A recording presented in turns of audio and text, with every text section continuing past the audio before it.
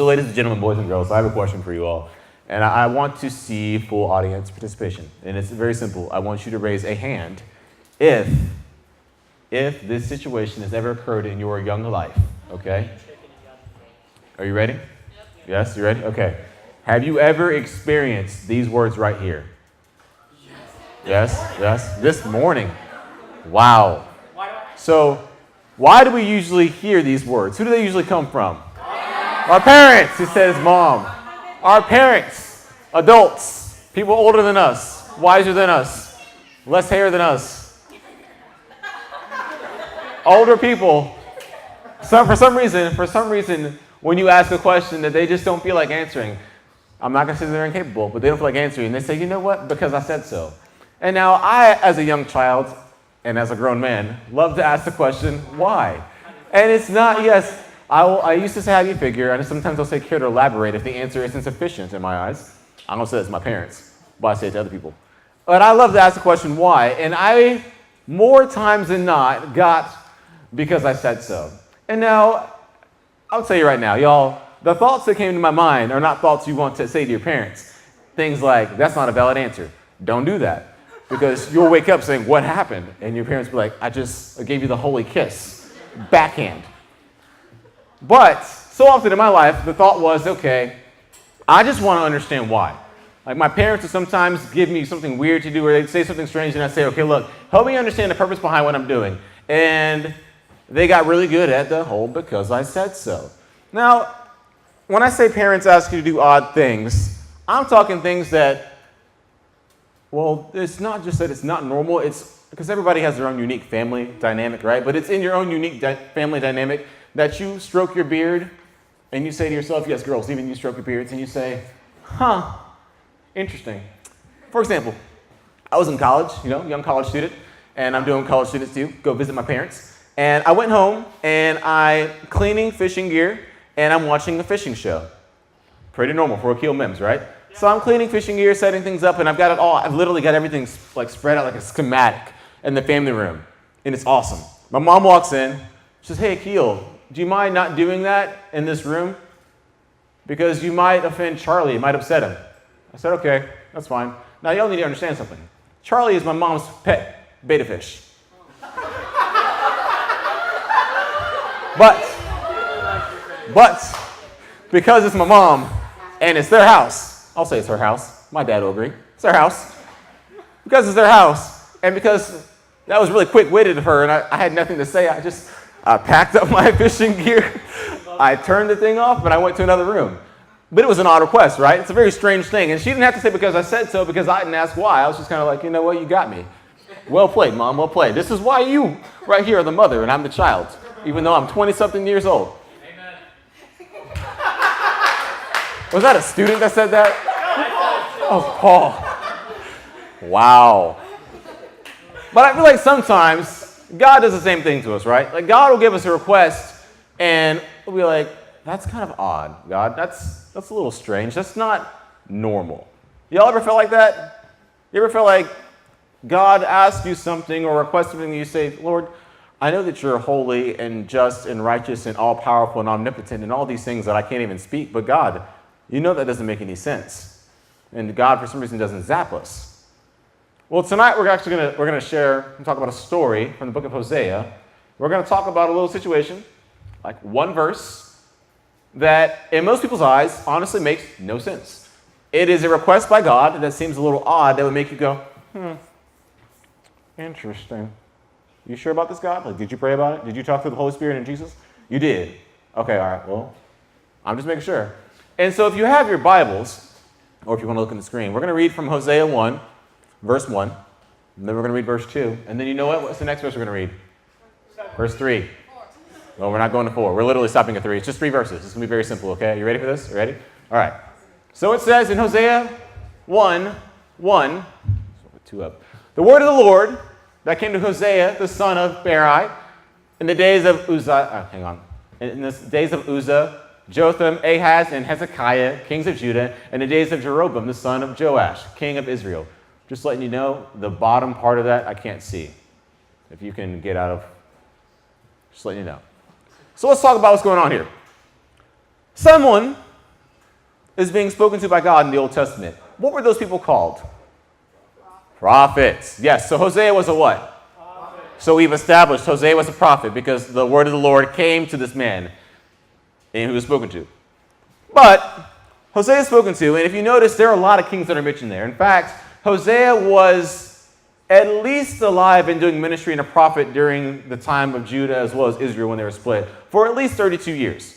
Because we know that the first king, this guy dies, because that's what people do, they die. And then his son takes over for 16 years, and then that guy dies. Next person, 16 years, that guy dies. And then the next person, who's a king for like 70-something years.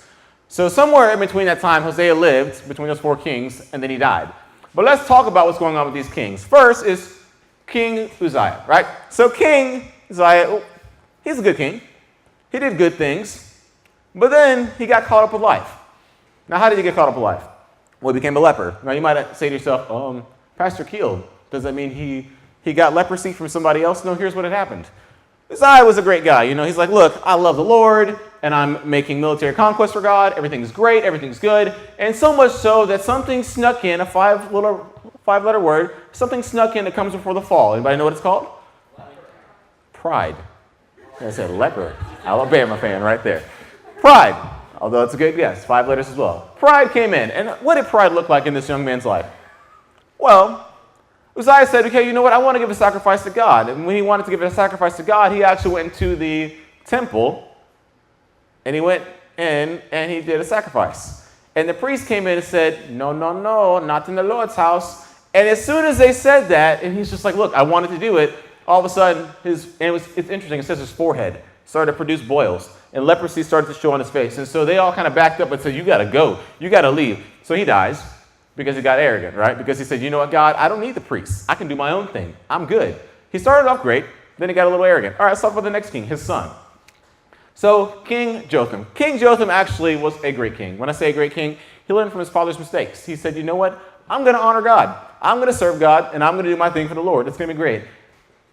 But for some reason, he made the choice. He's like, you know what? The temples and the Asherah poles and all the Baals that people are worshiping in the land, I'm not going to deal with them. It's not a big deal. I'm not going to deal with that right now. And you know what? It's not a terrible thing. It's not. But it did impact his kingdom, right? So he lives. He dies. I switched it, by the way. Thank you so much. We're switching it again. Come on.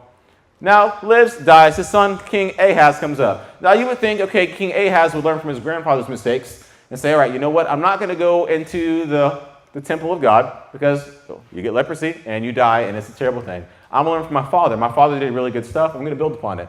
Well, you'd be wrong. Ahaz did not do any of those things. Ahaz was terrible. You might say, Pastor Akil, he wasn't terrible. Everybody's loved in God's eyes. People are loved, but they're still terrible. Let me explain to you what happened. King Ahaz decided he was going to take his sons and roast them on the fire. Y'all, we preached through this. This is in 2 Chronicles. Don't you remember this? I didn't share this story because we had 6th graders in the room. So what had happened was, I'm not telling you.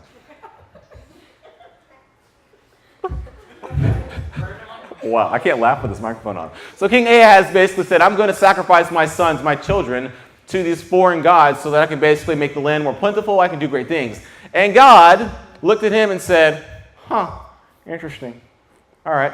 And so he allowed the Assyrians to actually come in and supplant the king or basically take over. And so over 100,000 people from the Judean race were just wiped out. They were taken away. They were gone. And King Ahaz says, you know what? Okay, look, things are really bad. So I'm going to try and go to a foreign king. He went to Egypt.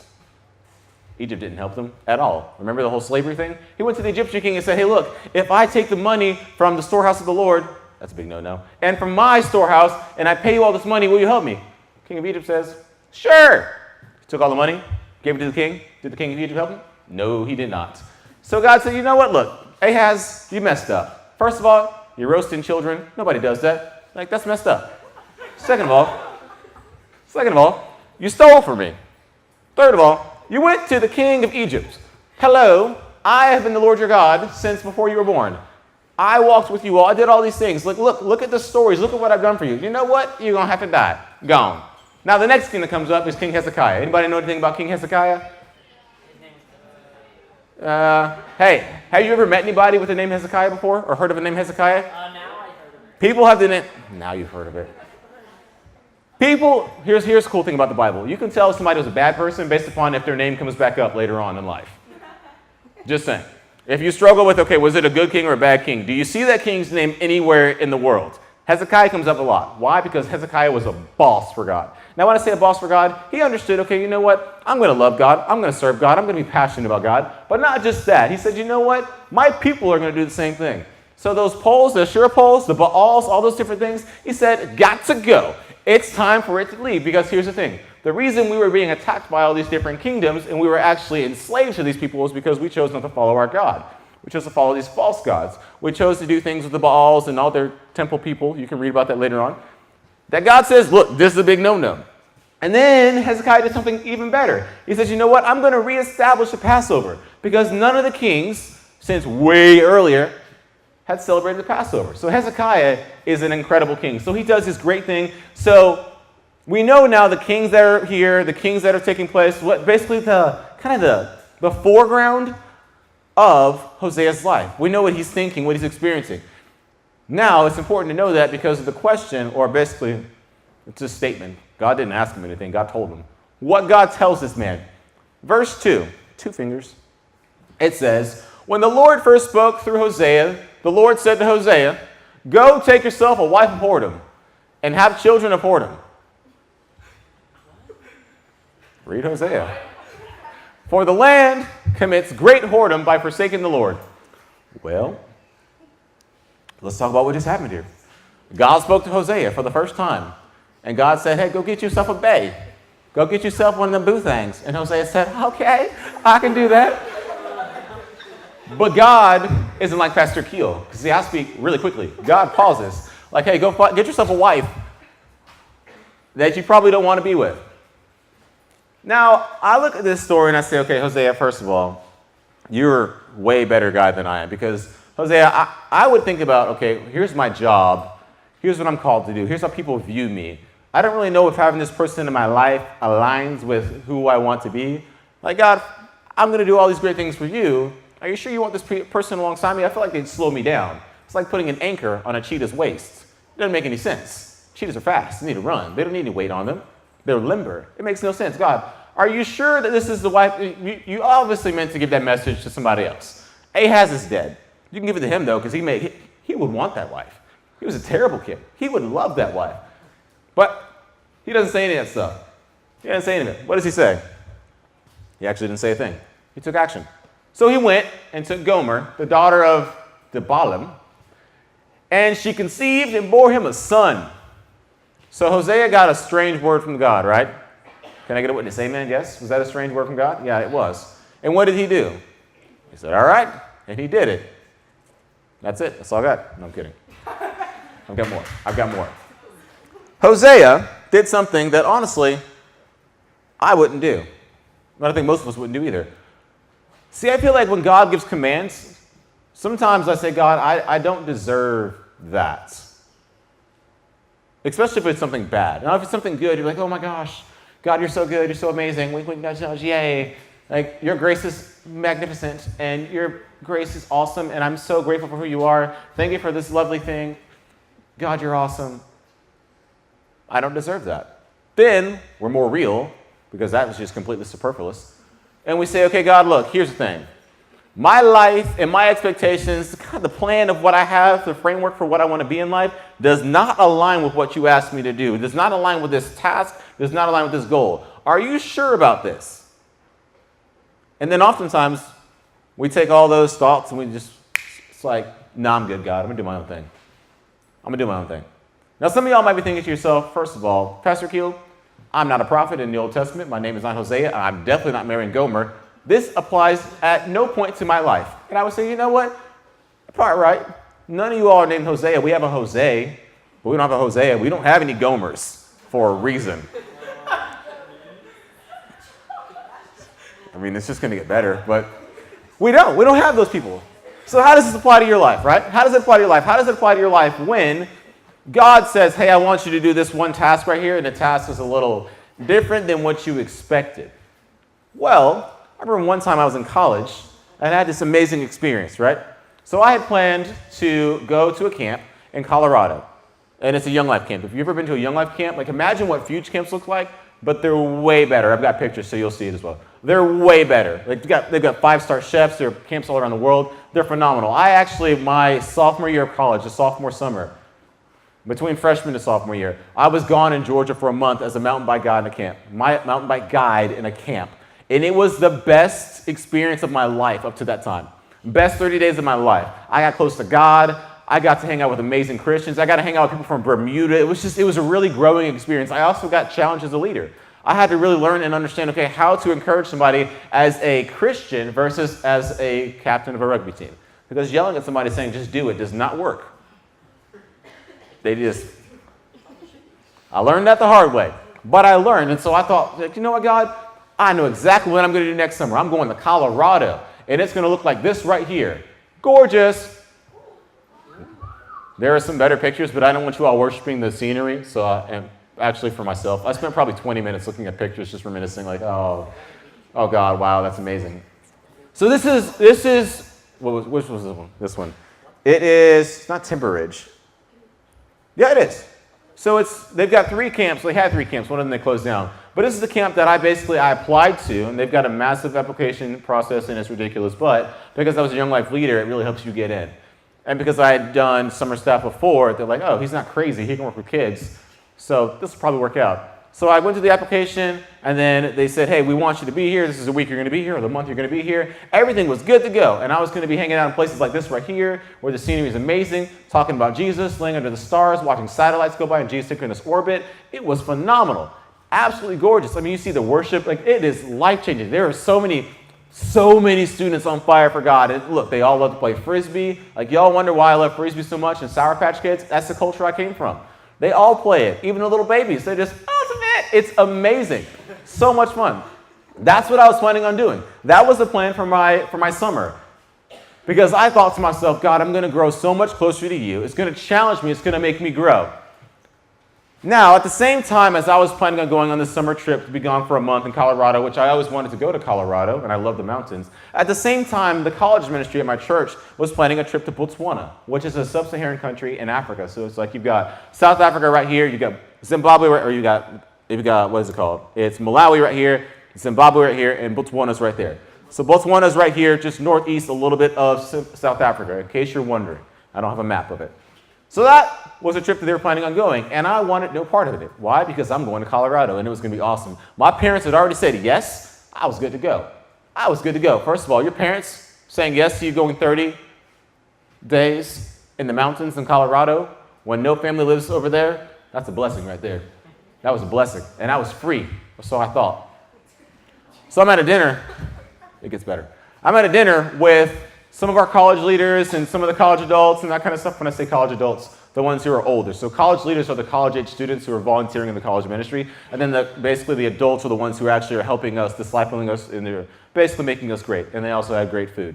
So I'm at this lady's house, we're hanging out, we're talking, everybody's having a good time, and there's this new couple that's there, and I really couldn't care less about what they were saying, but they started saying things about what God was doing where they were from. I was just kind of like, oh, that sounds really cool.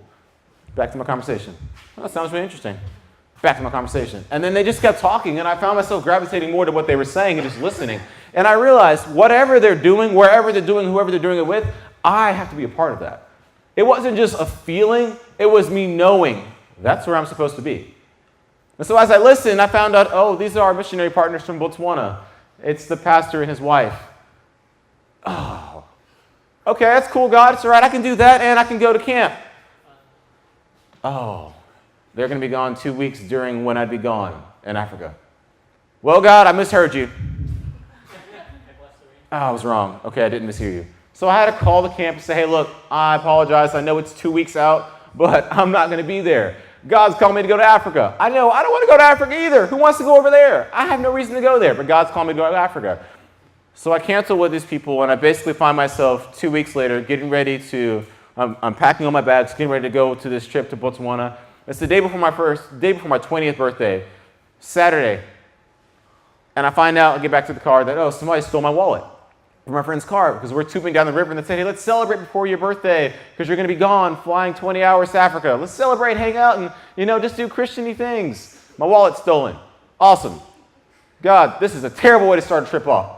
day before my birthday. My parents are both out of town. How am I going to get money? I have no access to my accounts. Praise the Lord, my grandfather sent an envelope with $400 inside of it. And he said, hey, Akil, by the way, I've always wanted to go to Africa, but I never went. Nobody in my family knew that he wanted to go. He literally shared it when he found out I was going. So God does great things, right? So they were leaving for the trip. We're on the plane. Yay, we fly over to Dakar, which is basically northwest side of Africa, or Dakar. We're flying down to South Africa. Should be a short bunny hop from South Africa to Botswana. Here's what happens, though. Our pilot decides to leave half an hour early, leaves us. It's like a 50-person plane. We have 33 people in our group, gone. He just left. I've never experienced that before in my life. I've never been left in a foreign country. Well, I've been multiple times now, but at the time, it was my first time. I didn't know what to do, so I played Frisbee in the airport. This is a picture of us, though. Actually, that's our college pastor. If I were him, I would have had a heart attack, because I don't know what to do when you're in the most dangerous airport in the world. Johannesburg is the most dangerous airport in the world, and he has 33 college-age students stuck there. Can't do anything. So we stayed the night in the airport, and it was interesting, to say the least. Now, this is the start of my trip, right? And I'm thinking to myself, God, clearly I misheard you. This makes no sense. I gave up an incredible trip to Colorado to come to Africa, and I can't even get to the right country. God, look, there are roadblocks everywhere. This makes no sense. But then we finally actually, the next morning, fly into Botswana, and we're all ridiculously tired, but we start doing ministry. And I really quickly started to realize, I love it here. So we did sports ministry. We actually built on it's kind of like this building right here. We did the metal roofing for their college ministry. We did a lot of work. It was a lot of hard work, but I had a blast. And not because I was working hard. I mean, I enjoy working hard outside, but it was because of the people I was meeting. It was meeting people who are Christians, who loved God, who served God, but had a lot less than I did, and just kind of like, you know what? Yeah, life's good. How's life good? You don't have a ceiling over your worship area. Man, God's good. We got a nice breeze. We got football, because that's what they call it. Like, God is good. Blew my mind. So that was a really cool experience. Right now, I still have no wallet. We're still jet lagged. We went 48 hours without sleeping, some of us. This guy right here. So I'm still a little tired, but I'm enjoying what I'm seeing. I'm saying, okay, God, you know what? You're doing some cool stuff. But I wasn't seeing any benefit from the trip, because I saw it as a bunch of little kids. We're sharing Bible stories with them, playing soccer with them, teaching them football. Yeah, that's awesome. But they're not going to remember anything that I'm teaching them. They're not going to remember a single thing. Until the next day, this little boy right here, he's actually in the back corner, runs up to me and starts sharing the stories that we had talked about. And God changed my mindset. But I still was I was negative. It's like, you know, God, I don't think I need to be here. I really don't think I was called to be here. I mean, anybody can do what I'm doing, God. It's not a big deal. And we get done with that part of the trip, so we're doing our missionary work, and then we say, okay, now we're going to take 2 days to step back and to breathe, to inhale. So what do? We go on a safari. I got to see creatures like this right here and a bunch of other ones. I have some other pictures, but some of them are like bloody, and I don't know if I'm about to throw up, so I'm just not going to show them. But I got to see lions, I got to see zebras, I got to see gazelles, I got to see a bunch of random different things. A lot of cool stuff. Elephants are really close. Like, it was a great experience. But the really cool thing about the trip, though, was the conversation I had with this man right here. Now, before the trip, this one right here on this far side, before the trip, I don't think I ever spoke to him. He was one of our college volunteers, but in my mind, he was kind of effeminate. And he didn't seem outdoorsy or like the things that I did, so I was just kind of like, you do your own thing, man. I'm hanging out with the college pastor. But we were roommates, and roommates get to talking. And so as we talked, I started to learn about him and realized this man's really, really cool. He's really smart, and he's really successful at everything he's ever tried in his life. Yeah, he's got a softer voice, but that's okay. That doesn't define him. And then as I started to listen to him, he said something to me that never really crossed my mind. He's like, you know, Akil, I think it's really cool that you've had all these things happen to you. You lost your wallet. Your wallet was stolen. It wasn't lost. Your wallet was stolen. You guys got stuck in the airport because he was with us. You helped out and did all these different things. You played with kids. You volunteered for these things. You never complained. It's like, what? I never complained? I was probably too tired. He's like, man, it's really great. You're such a great example, because here's the thing. You just got up and did the job. Now, here's something about me. If you don't know it, the guys who went and helped us, and the girls as well, who went and helped us to rake yards and do that kind of stuff, I'm not the kind of person who likes to sit down when a job needs to get done, especially a physical job. I just get up and do it. But I never saw it as serving. I just saw it as getting the job done, because work needs to be done. And it was really cool, because as I spoke to him, I started to realize, God, you placed me here not just for myself, but for those around me as well. Because I was willing to work hard and not complain. People said, you know what, okay, if this upperclassman's willing to do it, and he's one of the leaders, then maybe we should do it as well. Now, did they tell me that? No, they told him, because he's way more approachable than I was. Just being honest with you. And here's something cool that came out of it as well. that man, for the rest of my college career and most of my seminary career as well, was discipling me. He was investing into me. Now, did I know I was being discipled? No. Had no idea. He's like, hey, we're going to go to Waffle House. I'm in. What time? I'm always down to eat food. And he would ask me questions about my life, about what God was doing, about how God was working in my life. And he would really challenge me. And now, like I said, I never considered the fact that he was discipling me because I didn't know what that looked like. But I did recognize the fact that God used that trip that I was never going to go on to build a relationship that I would have never had if I hadn't obeyed him. If I hadn't said, okay, God, I'm going to let go of Colorado and this amazing camp experience and what I know that I can do growing closer to you, and I'm going to trust you. Because here's the thing, God helped me to trust him in a way that I never would have thought I had to. I would have never thought I needed to. But here's another thought for you, though, if it comes up.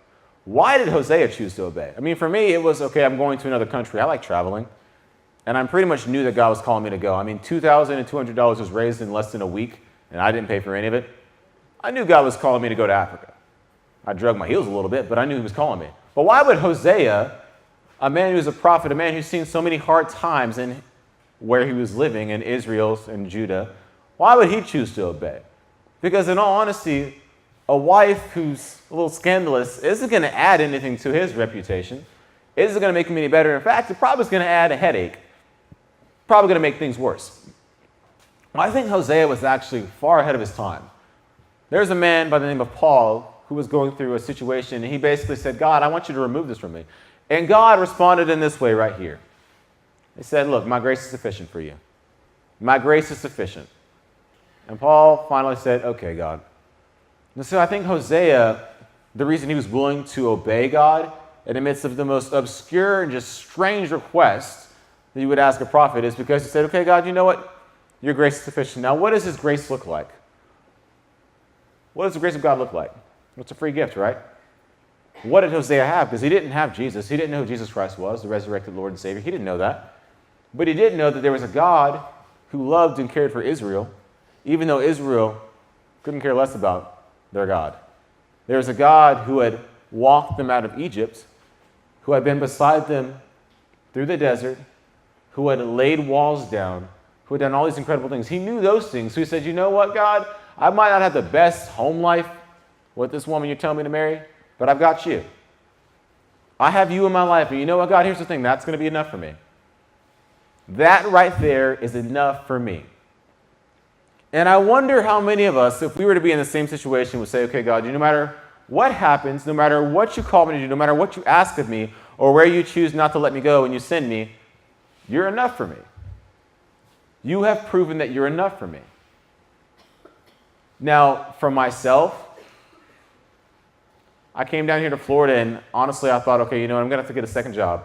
God, I know you're calling me here, but I don't think you're going to provide. I'm going to do the job, but I just don't know. And then all of a sudden, the church said, hey, here's what we're paying you. It's a lot more than I was expecting. Then I realized something. Okay, God, you know what? I didn't really have faith. I didn't have trust. I said, okay, I can take care of what's needed for Akil, what's necessary for Akil. And I think so often in our lives, we do that as well. We say, okay, God, I'll go, but I'm going to do it on my own conditions. I'll follow you, but under my own terms. Because you don't know what's best for me, God. You might be all-knowing, but you don't know this right here. You don't know me. Now, here's the thing. You don't want to say you don't know me to God, because if it's a biblical term, then you're going to hell. That's going to be unfortunate. But so often in our lives, we live a lifestyle that says, God, you cannot know what's best for me. I will not obey you. Or we ascribe conditions to what God gives us. What did Hosea do? He was told, go marry this woman. He went and married her and had a child. And so often, if you ever read the book of Hosea, we talk about Gomer and all the things that God did through Gomer and the parallels between Gomer and Israel. But I want it to be pointed out that, starting off, Hosea was a man who had seen a lot of things go wrong in his nation. A lot of things go wrong. And then God asked him to do something that was hard. Because let's be honest. Would you marry somebody that your friends say, why'd you pick that one? That your family says, are you okay? Were you sick? Did you sneeze and say, yes, by accident? What was going on there? Because I know that when I bring somebody home, whenever that time comes, I've got not my parents that I have to worry about. It's my grandmother. My parents are fine, all right? They're just like, bring somebody home, please. My grandmother said, I can't wait to meet her because I'm going to walk up to her and bust her in the mouth. My grandmother I have to impress. So she could be loving God and serving Jesus and everything, but I might be like, all right, Jesus, look, I need a little bit more. Why? Because sadly, I care more about my grandmother's opinion of who I marry than I do about being obedient to who God calls me to be with. Just being honest. So as y'all know, I love to ask questions, right? Is God what's best for me? That was the question Hosea had to answer. Is this woman best for me? She's got experience, but she's not going to be faithful. Literally, she's going to just go off and do her own thing. Is she what's best for me for the ministry? Like, for example, I am a prophet. People see me and say, that is the mouthpiece of God. Now, here's the thing. That's if they say it. Most of the Israelites weren't actually following. But if they see it, they're like, oh, that's the mouthpiece of God. That's the woman you chose? Man, you don't know God. I know that's messed up. And yet, even though he knew, okay, people are going to question this. People are going to say, this is odd. He said, you know what, God? You're enough. You're what's best for me because you know what's best for me. So I'm going to follow you. I might not understand, but I'm going to follow you. And my question for you all, for every single one of you, as you go through your life, as you're sitting here right now, is God what's best for you? And think about it. Like you think about, okay, what distracts me? What draws me away from God? Why does it draw me away? Is it someone of the opposite gender? Is it performance, getting straight A's so your parents will recognize you? Is it maybe competition, like competing against other people, saying, look, I've got to prove my self-worth by putting other people down? Is it your sense of humor? Is it your job? Is it the field you want to get into one day in life? What is it? That if God says, this is not what I want for you, you say, God, you don't know what's best for me. Because God, you're not what's best for me. And I challenge you to come face to face with God, let him pour into your life, and then just walk in obedience. Ask why, go for it. I ask why all the time. Do I get answers to everything I want? No, not all the time. Honestly, here's the crazy thing. I never thought about being a pastor, right? Never considered it growing up. I actually never asked God, why do you want me to go into ministry?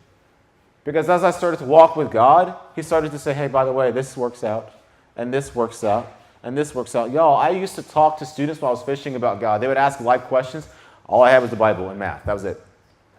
I volunteered at camps because the kids like to go camping, like to go fishing, so did I. I would go to Wednesday night stuff because there was 2 little middle school girls who would school me in ping pong, and so I would try and beat them. I wasn't going to try and make disciples. That wasn't my purpose.